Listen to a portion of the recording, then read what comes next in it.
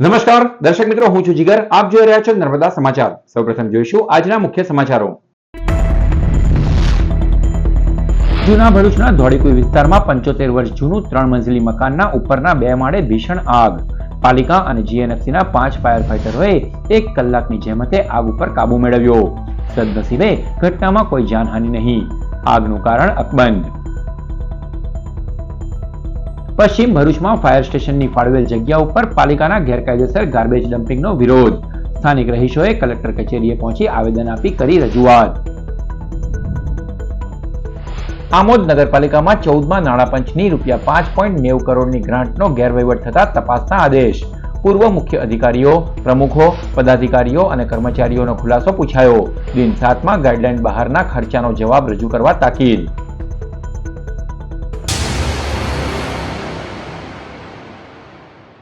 જૂના ભરૂચના ધોળીકુઈ વિસ્તારમાં 75 વર્ષ જૂના 3 મંજિલી મકાનના 2 માળ આગમાં ભડકે બળતા ફાયર ફાઈટરો દોડતા થયા હતા. ભરૂચના ધોળીકુઈ વિસ્તારમાં 75 વર્ષ જૂના મકાનના 3જા માળે સોમવારે બપોરે આકસ્મિક આગ લાગી હતી. સ્થાનિક નગરસેવકે આગની જાણ કરતા ભરૂચ પાલિકાના ફાયર ફાઈટરો સ્થળ પર દોડી આવ્યા હતા. આગને લઈ વિસ્તારમાં ભયના વચ્ચે અફરાતફરીનો માહોલ જોવા મળ્યો હતો. આગે વિકરાળ સ્વરૂપ ધારણ કરતા બીજા માળને પણ ચપેટમાં લઈ લીધો હતો. પાલિકાના 4 અને જીએનએફસીના 1 ફાયર ફાઈટરે મળી કુલ 1 કલાકની જહેમતે આગ ઉપર કાબુ મેળવ્યો હતો. બનાવમાં સદનસીબે કોઈ જાનહાનિ નોંધાઈ નથી. પોલીસ અને ફાયર વિભાગની ટીમે આગનું કારણ જાણવા તપાસ હાથ ધરી છે. આજ રોજ જૂના ભરૂચ વિસ્તાર ધોળીકુઈ વિસ્તારમાં અગમ્ય કારણોસર એક બંધ દુકાનમાં આગ લાગવાનો બનાવ બન્યો હતો, જેના પગલે સ્થાનિક કોર્પોરેટર દ્વારા ફાયર ડિપાર્ટમેન્ટને જાણ કરતા ભરૂચ ફાયર બ્રિગેડની 4 ગાડી અને જીએનએફસીની 1 ગાડી એમ 5 ટેન્ડર મળી ભારે જહેમત બાદ આગને કાબૂમાં લીધી છે. સદનસીબે કોઈ પણ જાનહાનિ કે કોઈ પણ ઈજાના અહેવાલ નથી. આગ લાગવાનું કારણ શું? આગ લાગવાનું કારણ હજી અગમ્ય છે. શોર્ટ સર્કિટ અને ખૂબ જ જૂનું મકાન છે, તો લાકડાનું મકાન છે, જેથી આગ ખૂબ જ ઝડપથી પ્રસરી હતી. કેટલી દુકાનો છે? દુકાનનો આગ નથી, એક મકાનમાં જ આગ છે. નીચે દુકાન સહી સલામત છે. પશ્ચિમ ભરૂચમાં બિલાલ પાર્કના કોમન પ્લોટમાં પાલિકાએ ગેરકાયદેસર શરૂ કરેલી ડમ્પિંગ સાઇટ બંધ કરાવવા કલેક્ટરને રજૂઆત કરાઈ. ભરૂચ કલેક્ટરને પશ્ચિમ ભરૂચના બિલાલ પાર્ક સહિતના આસપાસના આગેવાનો, રહીશો અને કોર્પોરેટરોએ પાલિકાની ગેરકાયદેસર ડમ્પિંગ સાઇટનો વિરોધ નોંધાવ્યો છે. પાલિકાએ આ જમીન ફાયર સ્ટેશન બનાવવા એક્વાયર કરી હતી, જેમાં ગેરકાયદેસર ડમ્પિંગ સાઇટ બનાવી લેતા સ્થાનિક રહીશો રોષે ભરાયા છે. અહીં કચરો ડમ્પ કરી અંકલેશ્વર લઈ જવાતો બંધ કરવા માંગણી કરાઈ છે. સાથે જ આ કોમન પ્લોટમાં ફાયર સ્ટેશનને બનાવવા માટેની રજૂઆત કરવામાં આવી છે.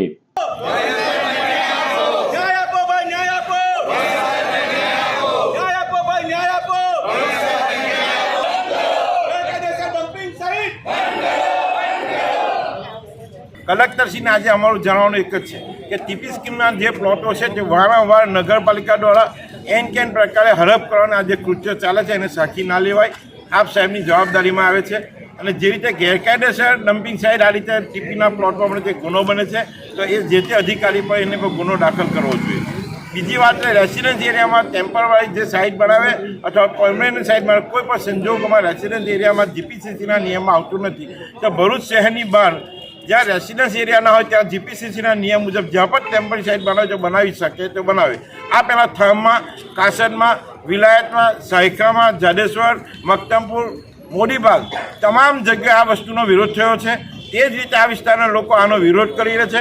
આજ રોજ તારીખ 3/2/2025 અને સોમવારના રોજ ભરૂચની નગરપાલિકા દ્વારા પશ્ચિમ વિસ્તારમાં આવેલો બિલાલ પાર્ક સોસાયટીની બાજુમાં એક રિઝર્વ પ્લોટ આવેલો છે.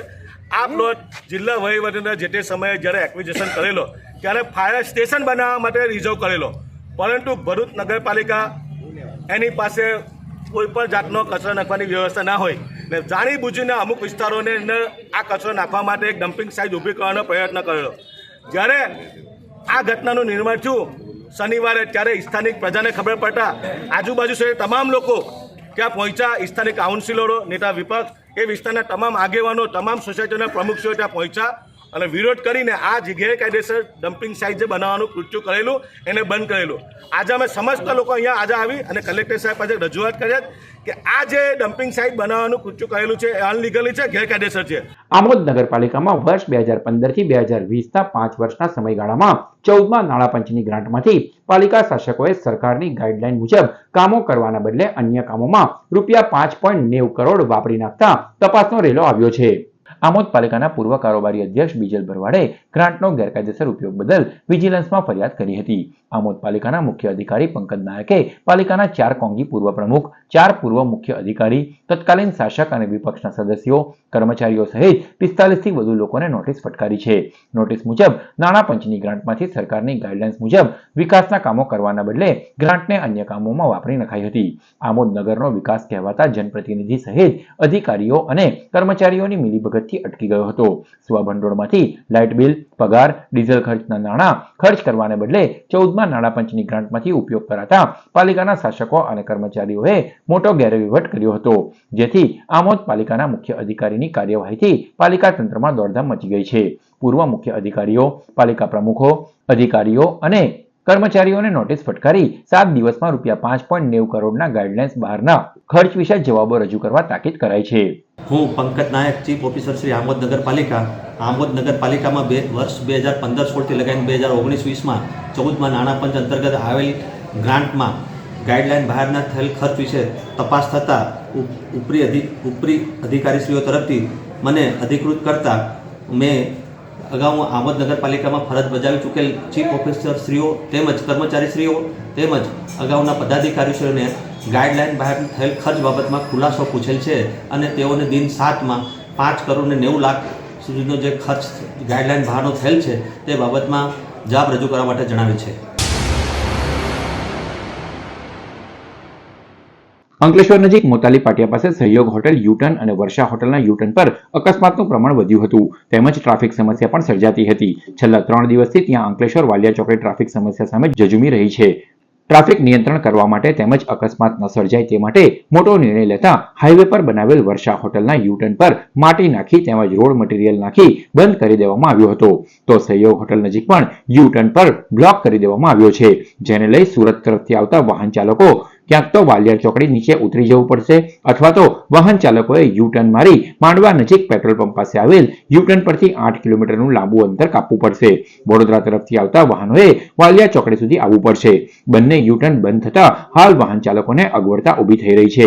રાજપીપળા ચોકડીથી સહયોગ હોટલ સુધી રહેલા વિવિધ ટ્રાન્સપોર્ટરો અને હોટલ વ્યવસાય ધારકોમાં પણ નારાજગી ફેલાઈ છે. ટ્રાન્સપોર્ટ ઓફિસ પર આવવા માટે પણ ફેરાવો ફરવો પડે તેવી સ્થિતિ ઉદ્ભવી હોવાની વેદના ઠલવાઈ રહી છે. અત્રે ઉલ્લેખનીય છે કે અકસ્માતનું પ્રમાણ ઘટશે પણ ટ્રાફિક સમસ્યા વિકટ બનશે. અમરાવતી નદીનો સાંકડો પુલ હોવા સાથે જ રસ્તામાં જો ટ્રાન્સપોર્ટરોના વાહનો રોંગ સાઈડ ઉપર ઊભા રહેશે તો વાહનોની કતાર પણ લાગી શકે તેવી સ્થિતિ પણ સર્જાઈ શકે છે. વાલિયા પોલીસે બાંડાબેડા ગામને નિશાન ફળિયામાંથી વિદેશી દારૂના જથ્થા સાથે બુટલેગરને ઝડપી પાડ્યો, જ્યારે પીઠોર ગામના બુટલેગર મેથ્યુસ વસાવા સહિત તેની પત્નીને વોન્ટેડ જાહેર કરી. વાલિયા તાલુકાના બાંડાબેડા ગામના નિશાળ ફળિયામાં રહેતો શૈલેષ રૂપસિંહ વસાવા પોતાના ઘરના પાછળના વાડામાં મૂકેલ ઈંટોના ડગલામાં વિદેશી દારૂની પેટીઓ સંતાડી રાખે છે, જેવી બાતમીના આધારે વાલિયા પોલીસ મથકના પીઆઈ MB તોમારના માર્ગદર્શન હેઠળ સ્ટાફે દરોડા પાડ્યા હતા.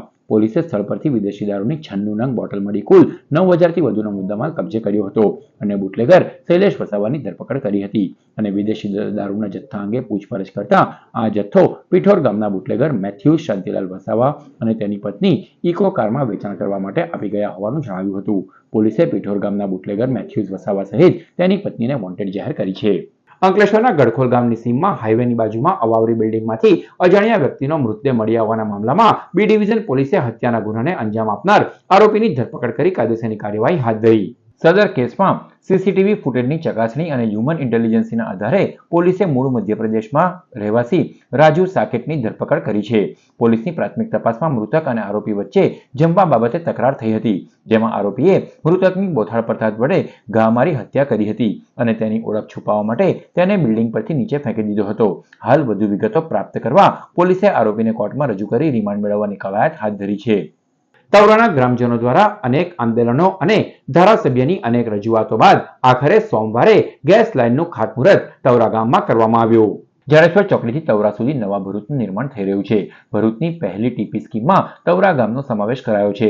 મુખ્ય માર્ગ ઉપર મોટી મોટી ઇમારતોને ગેસના જોડાણો વર્ષોથી આપી દેવાયા છે. જોકે તવરા ગામને રજૂઆતો છતાં ગેસ લાઇન અપાતી નથી. ધારાસભ્ય અરુણસિંહ રાણાએ પણ આ અંગે રજૂઆત કરી હતી. ગ્રામજનોએ તંત્ર અને ગુજરાત ગેસમાં અનેક વખત રજૂઆત આંદોલન બાદ આજે સોમવારે ગેસ લાઇન માટે ભૂમિપૂજન કરાયું હતું. ગામમાં ગેસ લાઇનની માંગ હવે સંતોષાતા લોકોમાં આનંદની લાગણી ફેલાઈ છે. ભરૂચ શ્રી જૈન શ્વેતાંબર તેરાપંથ સભા ખાતે આચાર્ય મહાશ્રમણજીના શિષ્ય ડોક્ટર પિયુષ પ્રભાજીની ઉપસ્થિતિમાં 161માં મર્યાદા મહોત્સવનું આયોજન કરવામાં આવ્યું. શ્રી જૈન શ્વેતાંબર તેરાપંથ સભા ખાતે મર્યાદા મહોત્સવમાં અનેક શ્રાવકો અને શ્રાવિકાઓ ઉપસ્થિત રહ્યા હતા. સભામાં આવેલા તમામ ભક્તોનું થાનમલ માલુજી દ્વારા સ્વાગત કરવામાં આવ્યું હતું. મહિલા મંડળ દ્વારા મનમોહક કંઠ્ય સંગીત રજૂ કરવામાં આવ્યું હતું. ત્યારબાદ જ્ઞાન શાળાના બાળકોએ નાટક રજૂ કર્યું હતું.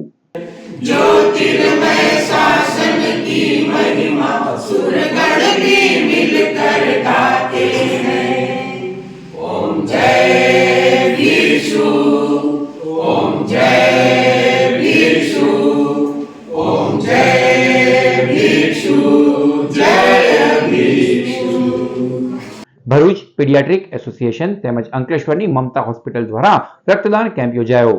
એનિમિયાની બીમારીથી પીડાતા બાળકો માટે ભરૂચ અંકલેશ્વર પીડિયાટ્રિક એસોસિએશન તેમજ અંકલેશ્વરની મમતા હોસ્પિટલ દ્વારા રક્તદાન કેમ્પ યોજાયો, જેમાં સ્ટાફ સહિત લોકોએ ઉત્સાહભેર રક્તદાન કર્યું.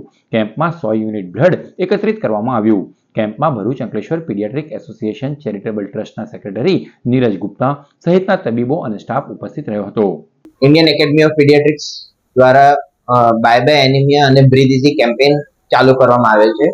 આ ઝુંબેશ બેઝિકલી જે બાળકોમાં થતા એનિમિયા અને એનિમિયાના લીધે થતા બીજા રોગને દૂર કરવા માટે આ કેમ્પેઇન અમે સ્ટાર્ટ કરેલો છે.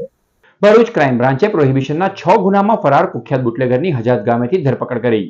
ભરૂચ એલસીબીના પોલીસ ઇન્સ્પેક્ટર એમપી વાળાએ એલસીબીના અધિકારી કર્મચારીઓને ભરૂચ જિલ્લાના તમામ પોલીસ મથકમાં અલગ અલગ ગુનાઓમાં નાસ્તા ફરતા તેમજ બહારના જિલ્લામાં નાસ્તા ફરતા આરોપીઓની માહિતી એકત્રિત કરી આરોપીઓને શોધી કાઢી જરૂરી કાર્યવાહી કરવા સૂચના આપી હતી.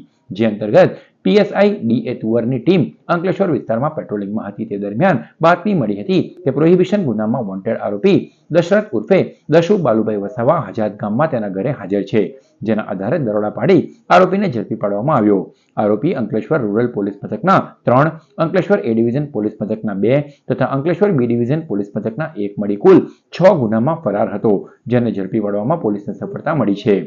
અંકલેશ્વર એકતા કપ ક્રિકેટ ટુર્નામેન્ટની ફાઇનલ મેચમાં સરકાર 11નો ભવ્ય વિજય થયો.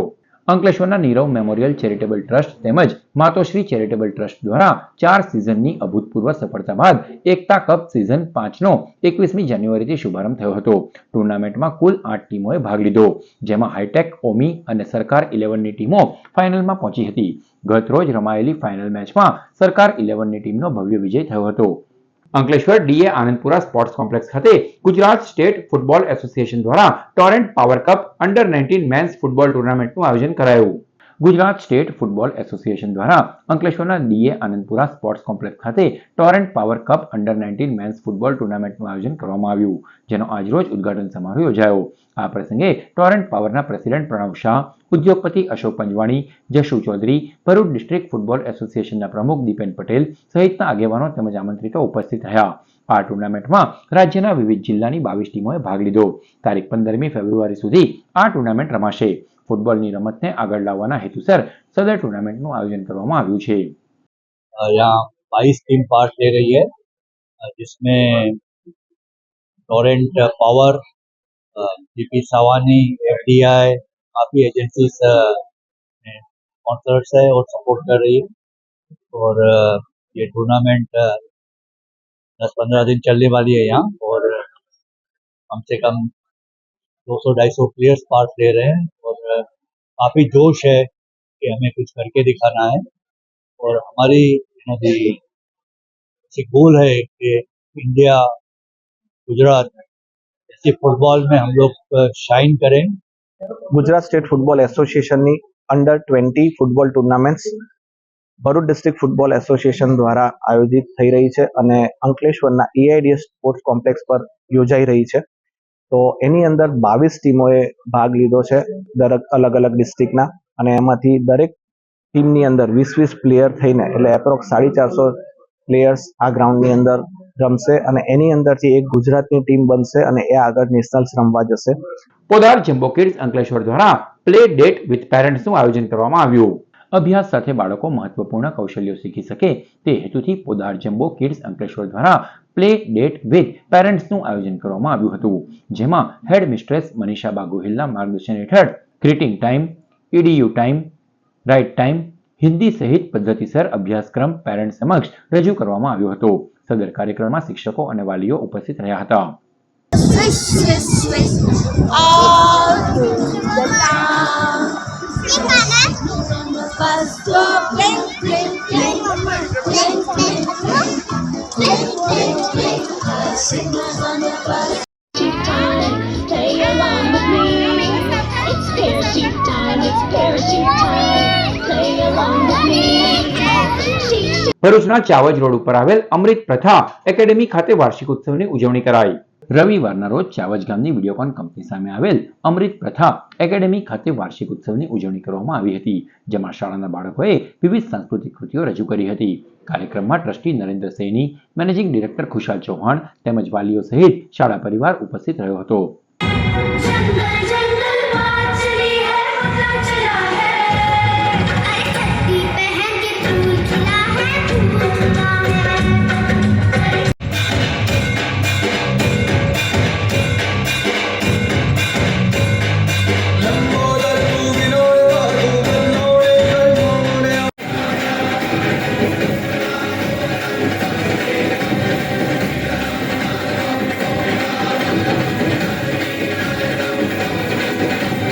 ભરૂચના ભોલા વિસ્તારમાં આવેલ મૈત્રીનગરના ગ્રાઉન્ડમાં લબર મુછિયાએ અન્ય કિશોરને નજીવા મુદ્દે માથાના ભાગે બેટ વડે ફટકા મારતા તેને ગંભીર ઈજાઓ પહોંચી છે.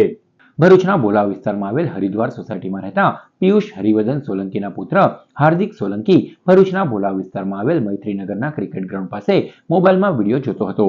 તે વેળા રુદ્ર સની સોલંકીએ તું અહીંયા આવીને શું કરે છે અને આવતી જતી છોકરીઓને જુએ છે તેમ જણાવી ઝઘડો કર્યો હતો અને આવેશમાં આવી ગયેલ લબર મુછિયાએ હાર્દિક સોલંકીના માથામાં બેટના ફટકા મારતા યુવાન લોહી લુહાણ થતા તેને તાત્કાલિક સારવાર માટે પ્રથમ ભરૂચની સિવિલ હોસ્પિટલ બાદ વધુ સારવાર માટે ભરૂચની ખાનગી હોસ્પિટલ ખાતે ખસેડવામાં આવ્યો છે.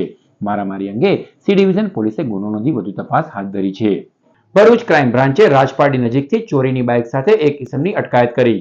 ભરૂચ ક્રાઇમ બ્રાન્ચના પીએસઆઈ એમ રાઠોડની ટીમ રાજપારડી પોલીસ મથક વિસ્તારમાં પેટ્રોલિંગમાં હતી. દરમિયાન બાતમી મળી હતી કે એક ઇસમ નંબર પ્લેટ વગરની શંકાસ્પદ કાળા કલરની બાઇક લઈને રાજપારડી તરફથી ઉમરલા તરફ જવાનો છે. પોલીસે બાતમીના આધારે તેને ઝડપી પાડી તેની પાસેના બાઇકના બિલ પુરાવા રજૂ કરવા જણાવતા તેને રજૂ કર્યા ન હતા.